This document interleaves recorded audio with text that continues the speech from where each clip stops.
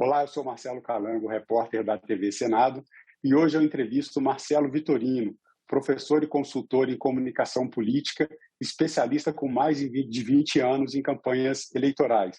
Nós vamos falar sobre as redes sociais, o impacto das redes sociais nas eleições, nas campanhas eleitorais de 2022, marketing digital e também, claro, comunicação política no ambiente da internet.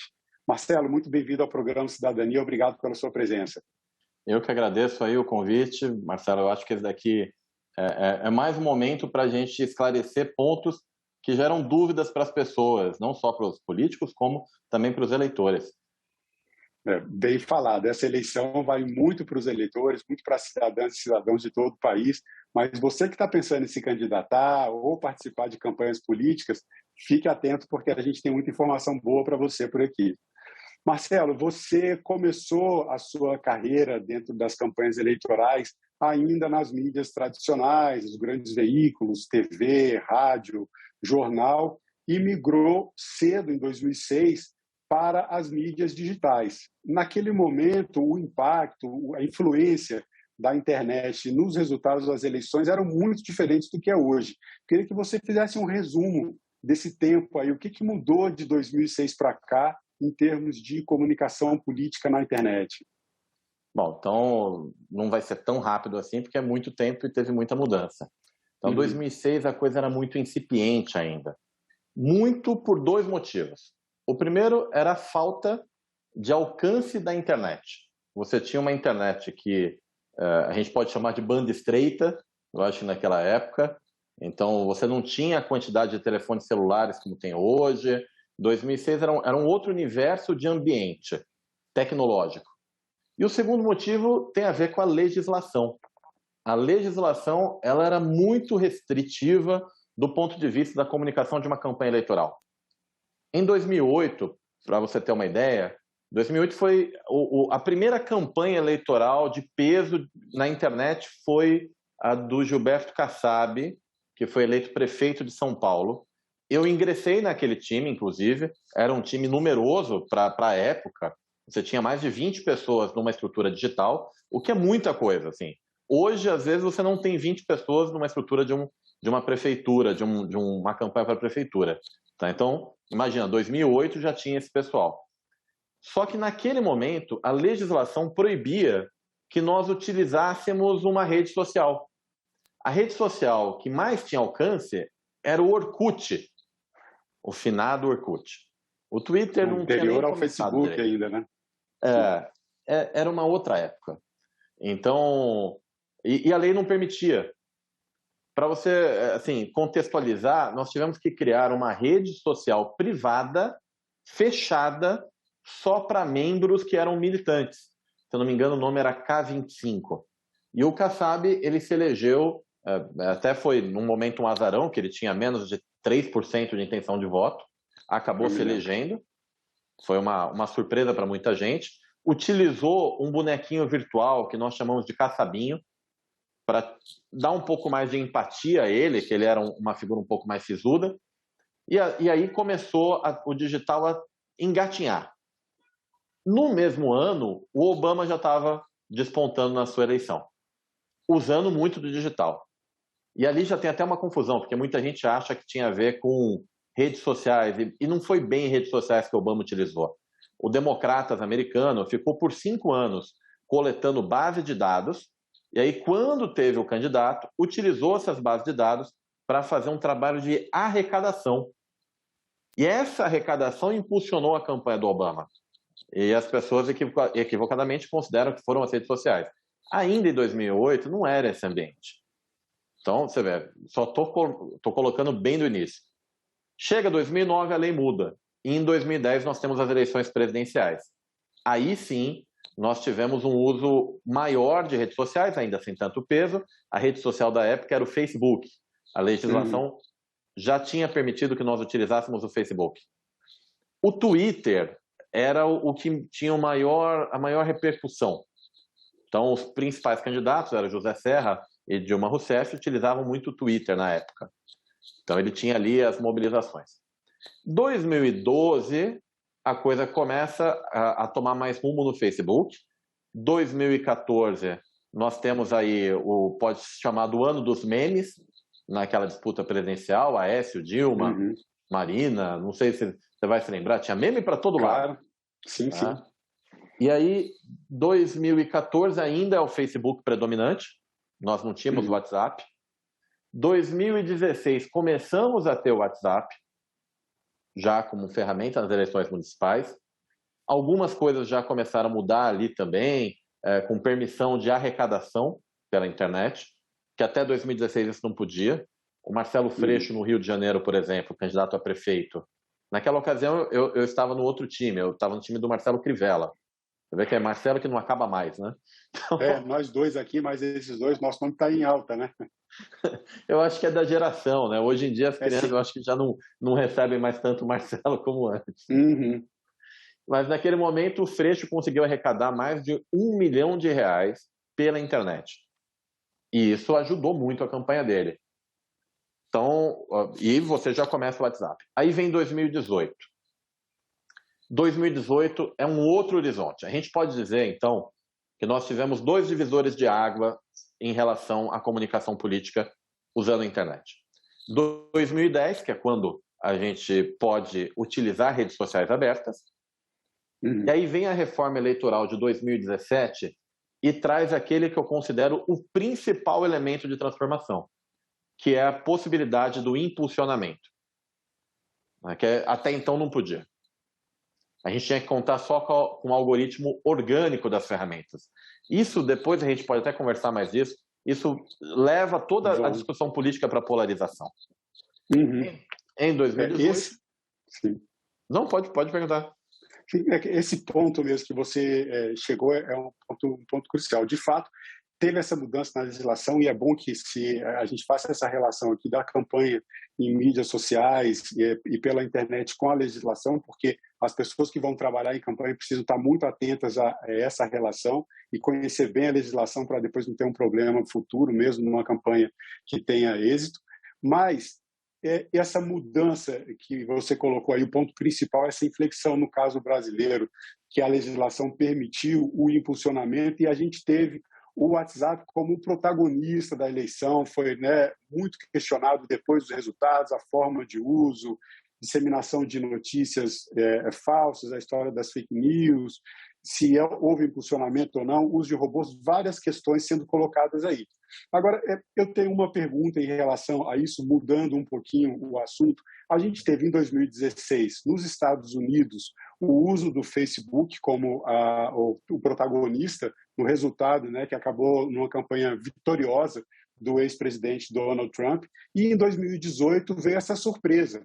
Com o WhatsApp, ainda se discutia muito tempo de televisão e me parece que as mídias tradicionais tiveram pouquíssima relevância no resultado da eleição, pelo menos em âmbito nacional. Agora, para 2022, o Telegram é a bola da vez?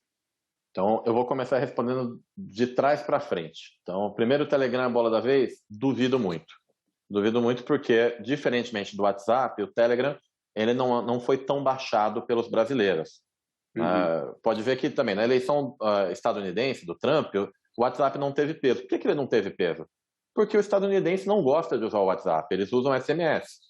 Então, se eu pegar a campanha do Obama de 2008, depois pegar 2012, eles usaram muito SMS, muito, mas o WhatsApp não. Então, tem também a cultura de uso, por isso que eu não acho que o Telegram será a bola da vez. Porque a cultura de uso do brasileiro ainda está no WhatsApp. De todo jeito, então assim, 2018 teve muito WhatsApp e pouco impulsionamento. Por quê? Porque boa parte dos profissionais de comunicação de marketing que fazem campanhas não entenderam a capacidade do impulsionamento. Trump, em 2016, já tinha entendido. Qual que é a diferença, vamos dizer assim? Por que lá 2016 foi o Facebook e aqui 2018 foi o WhatsApp, sendo que a lógica foi a mesma, muitas vezes de desinformação? Pois bem, nos Estados Unidos já começou desde 2008 uma cultura de Big Data. Então, Obama fez, depois o Trump compra uma base de dados que foi enriquecida por meio do Facebook, que foi aquele escândalo da Cambridge Analytica. Aí ele compra aquela base de dados. Por meio da base que ele compra, ele passa a produzir anúncios segmentados de acordo com os interesses dos usuários. Então, o impulsionamento em 2016 nos Estados Unidos já era permitido. Então, ele usa aquela base de dados. Então, deixa eu ver. Quais são as mulheres hispânicas de 25 a 35 que têm filhos e que gostam de filme de máfia? Um exemplo. Ele tinha como saber isso. Aí ele extraía aquela setorização, desenvolvia uma propaganda específica para aquele, o que nós chamamos de cluster, e fazia o impulsionamento para aquele grupo específico. Por isso funcionou tão bem. Depois, o Facebook restringiu o acesso à base de dados dele por causa desse incidente com o Trump. E não foi só o Trump que utilizou isso, não, tá, Marcelo? Aquele processo do Brexit foi a mesma coisa. Impulsionamento segmentado de acordo com o interesse dos usuários. E o Brexit também é associado à ideia ao caso, né, do Cambridge Analytics, né? Os dois são relacionados. E aí tem uma figura que não pode passar em branco quando a gente fala em comunicação digital, principalmente comunicação política digital, que é o Steve Bannon. Eu vou te perguntar alguma coisa sobre ele, né? O estrategista de campanha do Trump em 2016, chegou a ser chefe executivo de comunicação também durante o governo do ex-presidente dos Estados Unidos.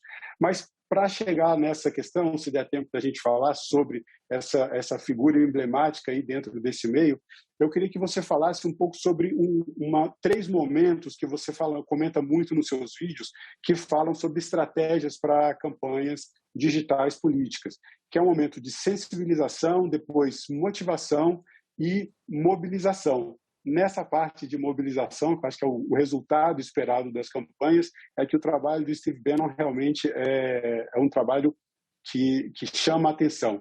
Mas eu queria que você comentasse sobre esses 3 momentos da estratégia política em redes sociais. Então, eu vou resumir, até para ser breve. Então, assim, a decisão de voto ela é impulsionada de acordo com etapas. Se eu nem lhe conheço e falo, tudo bem, Marcelo, meu nome é Marcelo Vitorino, eu quero ser presidente da República, eu gostaria de contar com o seu voto. Eu estou indo direto para mobilização. Eu não criei primeiro empatia. Então, a primeira fase de qualquer tratativa de comunicação política é criar empatia. Então, geralmente, nós utilizamos o período da pré-campanha para fazer isso. Agora que a legislação permite, né, que os candidatos falem que são pré-candidatos desde o primeiro dia ali do ano eleitoral. Então, você usa a primeira etapa não para pedir voto, até porque a lei proíbe que se peça voto antes do período eleitoral, e nem para falar de proposta, porque o eleitor não está pensando em proposta. A primeira coisa que ele quer é conhecer o candidato. Ele quer entender se o candidato tem os mesmos valores morais, se ele tem conhecimento da vida do eleitor. Porque não se engane, o eleitor, se ele pudesse, ele votaria numa pessoa só, que é ele mesmo. Aí, como ele não pode votar nele mesmo, ele procura alguém que seja o mais parecido com ele possível para que ele dê o voto. Então, a primeira fase da sensibilização é isso, é você criar empatia. A segunda fase é quando nós damos motivos. Então, você propõe, você fala como vai haver uma transformação de vida daquele grupo que tem afinidade com você. E a terceira ação, de fato, é quando você mobiliza o eleitor, ou para votar, ou para compartilhar um conteúdo, ou para organizar um debate na rede social dele, ou com os amigos dele. Então, por isso que você tem essas fases. O Steve Bannon, eu posso te falar, até arriscado dizer isso, mas eu acredito que ele seja o adepto mais atualizado do realismo político, que foi uma corrente que se inicia com Maquiavel, quando ele escreve uma obra chamada O Príncipe, que é um manual de governo para aqueles que um dia se tornariam reis. Maquiavel... E até hoje é usado, né? Até hoje é muito utilizado, claro, você tem que levar para o contexto atual, né? Porque... Sim, lógico. Era muito diferente na época e seria incabível. Né? Não, a Maquiavel dizia que para você acabar com uma rebelião, você deveria chamar todos os revoltosos para um jantar e garantir que ninguém saísse vivo dele. Então, era diferente a época. Aquilo nós estamos falando da Idade Média. Mas hoje se faz a mesma coisa com a reputação, viu? Não pense que faz diferente. Muitas vezes um político, ele aniquila a reputação dos seus detratores. Sim, sim. O que, esse é um ponto interessante. A gente estava começando a falar do Steve Bannon como um adepto desse realismo político e ainda sobre essas 3 fases, né, da sensibilização, motivação e chegando na mobilização que você colocou e explicou para a gente exatamente o que significa. Daí eu te pergunto, essa mobilização, né, considerando inclusive o que a gente teve nas eleições passadas no Brasil e nas eleições passadas também dos Estados Unidos, que a gente comentou aqui já na entrevista. Você acredita que a mobilização ela vai ter mais resultado, ela vai ser mais efetiva quando são feitos nas campanhas discursos polarizadores, discursos de ódio, discursos do tipo nós contra eles, ou um discurso mais propositivo, baseado nos desejos dos eleitores, eles têm mais resultado? Com a sua experiência, o que você tem a dizer sobre isso? Sem dúvida, a mobilização ela é muito mais eficaz quando existe um inimigo comum. Então é que nem, para ilustrar, é que nem torcida. Né? Então você tem um time, sei lá, um time do Flamengo e um time do Corinthians, você tem que ter cor. Você precisa ter paixão. E você não desenvolve cor e paixão com discursos de construção, vamos dizer assim. Claro, precisa ser também de destruição? Não. Precisa ser um discurso realmente consistente e com muita veemência. Não dá para ser, por exemplo, por que no Brasil a gente não tem uma terceira via? Né? Por que é difícil ter uma terceira via? Porque para ter uma terceira via, nós teríamos que ter uma figura que seria uma espécie de radical de centro. Entendeu? Eu tenho um radical de esquerda, um radical de direita e um radical de centro. Aí eu transformarei a eleição, em vez de V, num W. Você tem que ter, não precisa ser de ódio, mas tem que ser muito firme na hora de definir a sua fala. Então, não adianta o candidato dizer, olha, sobre esse assunto, eu acho que a gente deve pensar melhor. Isso não vai dar paixão em ninguém. Sobre esse assunto é assim ou é assado? Eu sou assim, pronto. Aí você vai pegar pessoas que têm o mesmo raciocínio, a mesma paixão por aquele tema, e elas vão fazer parte desse exército. Para motivação é diferente, aí eu tenho questões racionais, mas para mobilização, Marcelo, eu acho que só a paixão resolve. É emoção mesmo, né? Até pesquisadores comentam isso. Para você ter ações coletivas é preciso trabalhar nas emoções das pessoas. Agora, seguindo com essa ideia do realismo político, vou fazer uma pergunta aqui que é um pouco delicada. É possível fazer uma campanha vitoriosa sem o uso de fake news e robôs? Não tenho dúvida que sim. É possível, sim, fazer uma campanha vitoriosa sem fake news, sem robô. É que é difícil. Qual que é a parte mais difícil? Te falo como profissional de comunicação. O meu maior problema é segurar os candidatos. Porque o candidato começa a sofrer ataque e ele está num momento de vida que a vida dele ela vai ser definida em questão de dias e pelos próximos anos e uma pressão de todos os lados para que ele faça coisa, a militância querendo que ele responda, a família, né, sentindo os ataques. Então, o meu maior problema, hoje, eu te asseguro, que é manter a estabilidade emocional do candidato. Todo mundo calmo. Porque o eleitor em si, ele não está muito preocupado com essa questão de ataque e defesa. O eleitor ele é muito pragmático. Então, ele identifica se o candidato é parecido com ele, se ele tem capacidade de fazer as mudanças que o eleitor quer e se ele tem a vontade de fazer. Se ele analisa isso, o eleitor vota. Ele não está nem aí se teve fake news, se teve notícia até verdadeira. Prova aí, 2018 foi isso. 2018 você teve o vencedor da eleição presidencial, que as notícias verdadeiras contra ele foram muito ruins. Isso mudou o voto? Não. Então, assim, não é uma questão de fake news ou de real news, né? É uma questão de, vamos dizer assim, de realmente você despertar no eleitor o entendimento de que você conhece a realidade dele, que você tem capacidade para fazer o que precisa ser feito e que você tem vontade para tal.